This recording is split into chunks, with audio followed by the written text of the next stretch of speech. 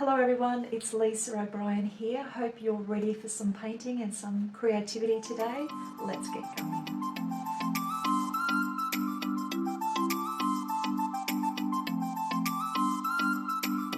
Hello everyone. Today I want to talk about starting a painting loosely and starting a painting tightly, or not tightly but less loosely. So we can do it with everything. What I'm trying to get you to understand today is your nature, like the way you like to paint. And it's going to be exactly that. It's going to be parts of you, your personality. If you are really carefree and don't get caught up in detail, then it will be natural to you to start a painting that looks perhaps a little bit like this. So what I would do is try to do a painting, perhaps have a reference picture or something in mind, and then just without any rules or idea of result, just start wetting the paper and see how you go. Now for me, it's against my nature to paint like this.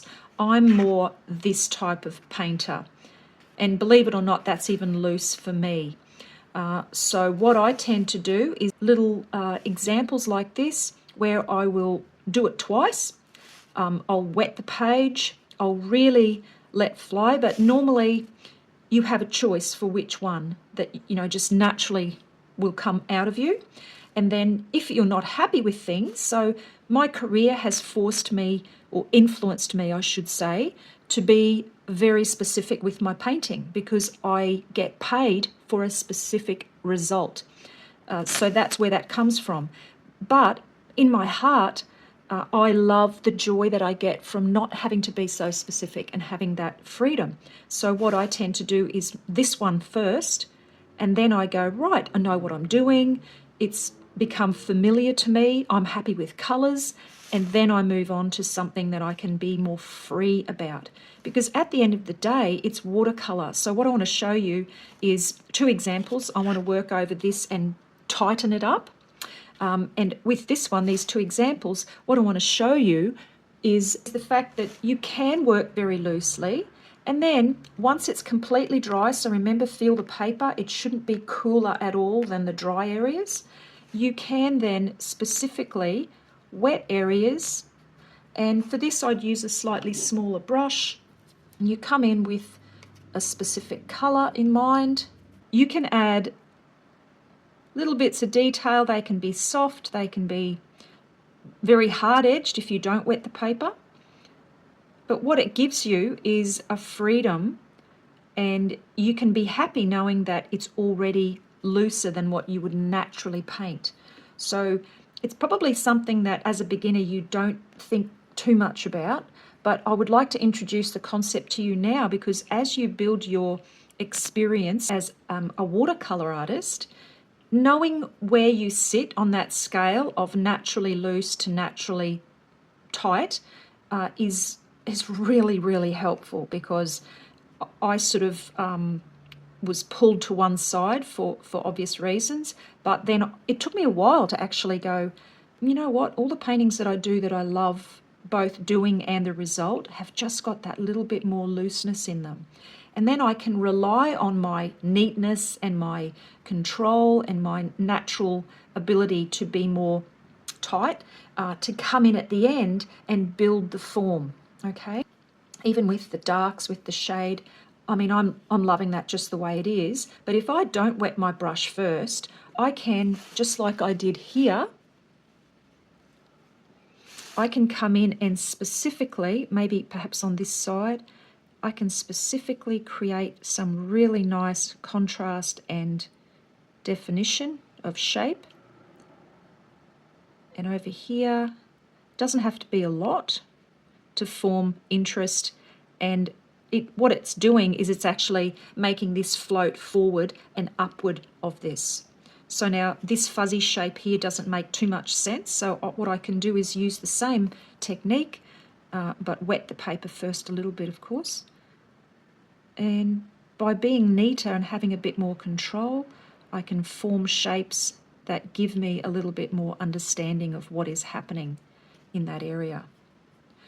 So I just want you to be aware of it, and perhaps if you can do a little practice on something you may have already painted, do an assessment, like literally sit there and look at how you've painted and go on, oh, do I paint naturally, neatly? You'll know straight away. It's not a tough question to answer.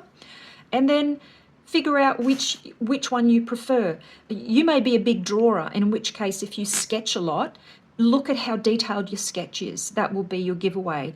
If you're meticulous with your sketching, then you're more likely to be a control person. Right, so in this example, I have just created a background really loosely. My colours don't make much sense. The shape is very soft, except for just this grass area in the foreground, obviously. So for me, this is very loose. So what I would do then, make sure again, feel your paper, make sure it's dry enough. I would start to create little areas where I'm working within the colour that's literally just laid down on the paper. And I would start to form perhaps suggestive little areas.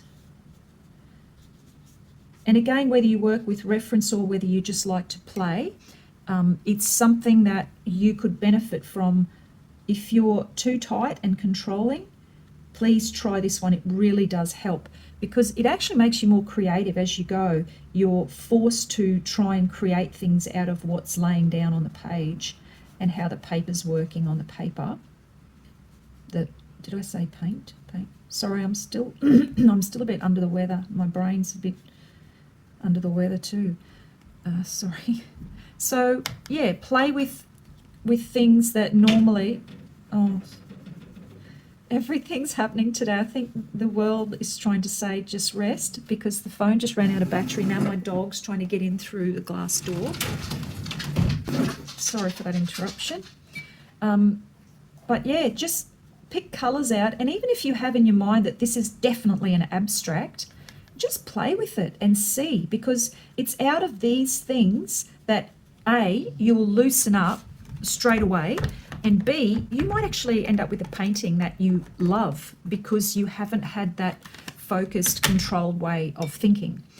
For me, I wouldn't even call it a downside, but that's the part of being a more controlling watercolor artist that I steer away from, is because you're more fixed to a specific outcome if you're a controlled painter. You care more about each mark that goes down. So if you're identifying with any of this that I'm saying, then you can relate to me and you know that you are a more controlled painter.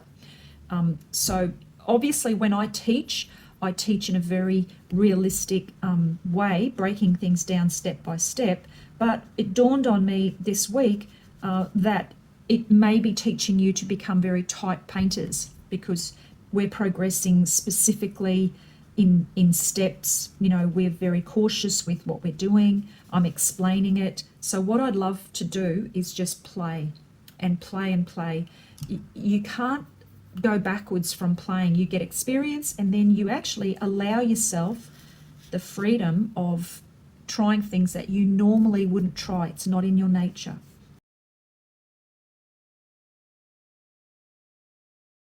I'm just going to leave it at that, but please reach out to me if you're struggling with this, or if you're not sure, you can send me a photo of what you do, and I'll literally be able to look at it and analyze it and go, yes, you tend to be this or you tend to be that. But this one's a really good one to do. Pick a little floral bouquet or just a flower, do it twice. Go back to my video with the 3 pots, because you can even use less water, more water, and I would try it perhaps that way as well. I hope you enjoyed this short little but very informative video. Okay guys, have a great week. Bye. This one is a really good exercise for you to try. Just free and loose, work faster, freer strokes, so don't let the pad of your hand rest on the paper.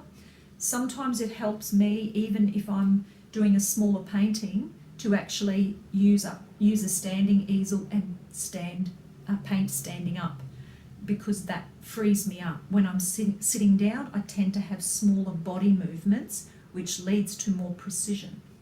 So little things like this will help you, but I know if you're beginners, or even if you're not beginners, that my main teaching in this video is some self-awareness for you, and think, what kind of painter am I naturally? What kind of painter do I enjoy being? So what kind of painter do I want to be? And it may fall into a bit of both. You might be spot on, start really loose and then work up a little bit. But let me know how you go. Have a good week. Let's be creative.